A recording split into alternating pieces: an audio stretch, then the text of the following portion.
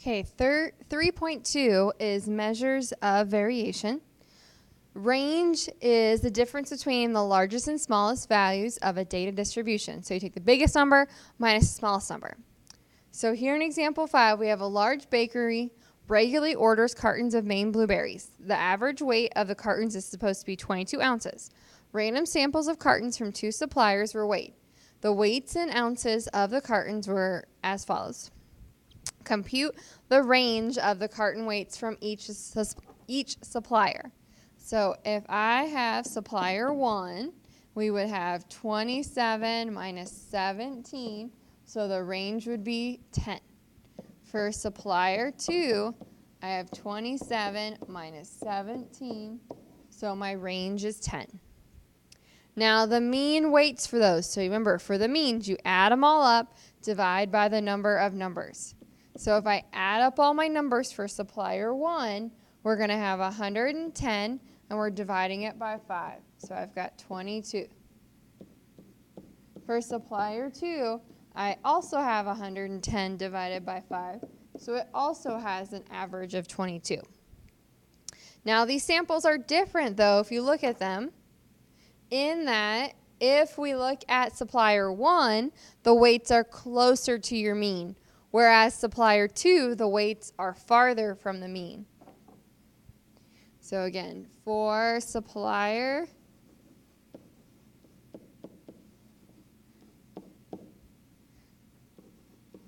has weights closer to the mean.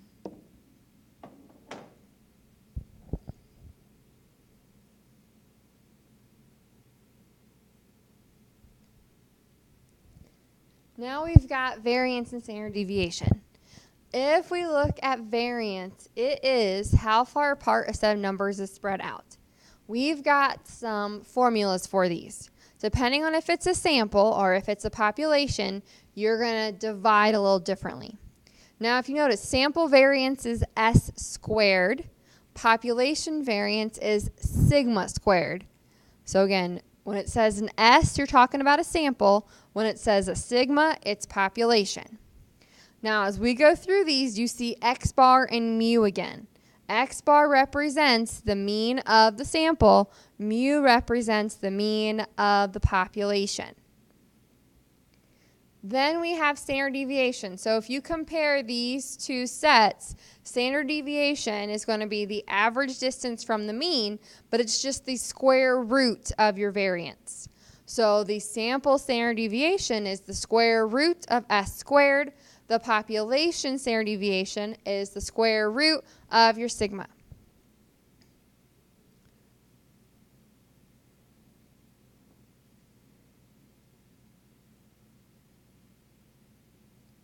Okay, so for example 6, I have Big Blossom Greenhouse was commissioned to develop an extra large rose for the Rose Bowl parade. A random sample of blossoms from hybrid A bushes yielded the following diameters for mature peak blooms. Find the sample variance and standard deviation. So as we go through this, we want the sample for it. Now, what you have to know is your X bar or your mean. That's one of the first things you should do. So if we add up all of our numbers there, we're going to get 36. And there are 6 numbers. So 36 divided by 6 is 6. We also need to know how many numbers we have and what n minus 1 is. Because if you look at your variance and standard deviation formulas for the sample, you divide by n minus 1. So if it's sample, you have to do n minus 1. Now as we go through this, we are going to be finding x minus x bar squared. So you're going to take every number minus your mean and square it. So we're going to take 2 minus 6 and square it. We're going to take 3 minus 6 and square it. 3 minus 6 squared. 8 minus 6 squared. 10 minus 6 squared, and 10 minus 6 squared. So you're going to find each of these numbers. So we'll have 16, 9, 9, 4, 16, 16. All of those numbers should always be positive because you're squaring them. When you square something, you get a positive number. You do not get a negative number. What you now have to do is add those 6 numbers together. So take 16 plus 9 plus 9 plus 4 plus 16 plus 16. Because you have to find the sum of those 6 numbers. So when we find our sum then, we're going to have s squared equals, the sum goes on top, the n minus 1 goes on bottom. I'm just following the formula. So my sum is 70. My n minus 1 is 5. So 70 over 5 is going to give us our s squared. Again, the sum goes on top, the n minus 1 goes on bottom, then divide them. So my variance would be 14. Now, if I want to find my s, which is your standard deviation, you take the square root of your 14. So if we take the square root of 14, we're going to get then 3.74. So my standard deviation would be 3.74. Now you're going to do the exact same thing on the next one.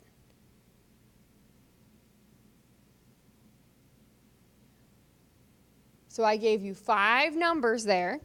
So what I want you to do is pause and see how you can go through your variance and standard deviation. Still a sample. You're doing the same thing we just did.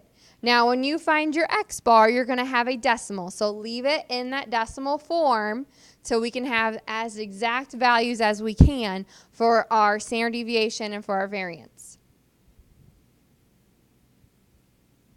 So you should have the variance and standard deviation completed. X bar is 97 over 5, so that's 19.4. Your n is 5, and your n minus 1 is 4. So x minus x bar squared is what we find next. So we're going to take 19 minus 19.4 squared. We're going to take 15 minus 19.4 squared. 17 minus 19.4 squared. 22 minus 19.4 squared. And then 24 minus 19.4 squared. So you're going to subtract and square each of those. So 0.16, 19.36, 5.76, 6.76, 1.16. Now you want to add those 5 numbers together. So for our s squared, the sum of those numbers goes on top. On bottom then is your n minus 1, so 4. So our variance is 53.2 divided by 4, so 13.3. Now remember, if you want to find your standard deviation, we're going to take the square root of that 13.3. So that means my standard deviation is going to be about 3.65.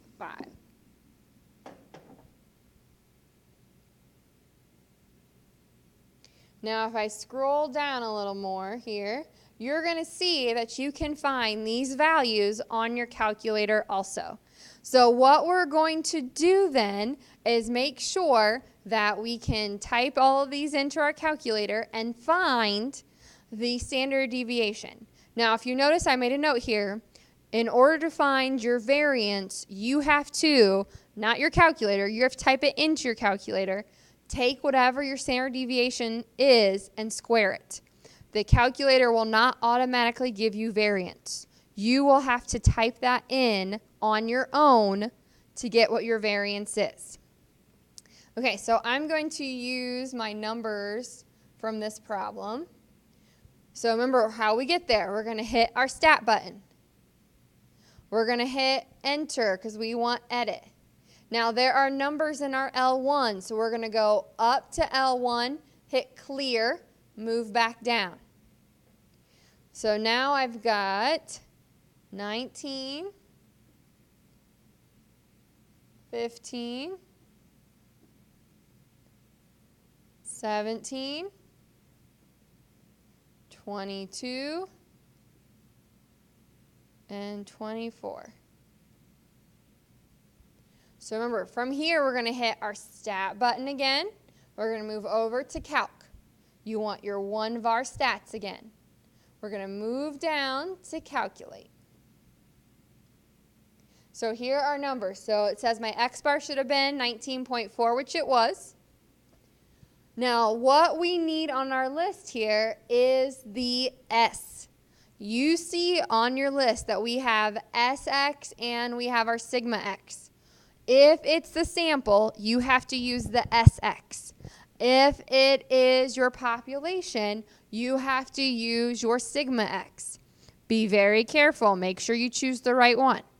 So for this problem, it would be the SX. So SX should be about 3.65. And if we looked at our list, we had S to be 3.65.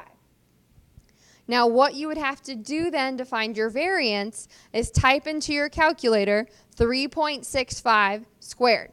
So we'd have to actually write 3.65 squared. And that should give us very close to what we said our variance was, our S squared. We said S squared was 13.3. They have 13.3225. Very similar to each other.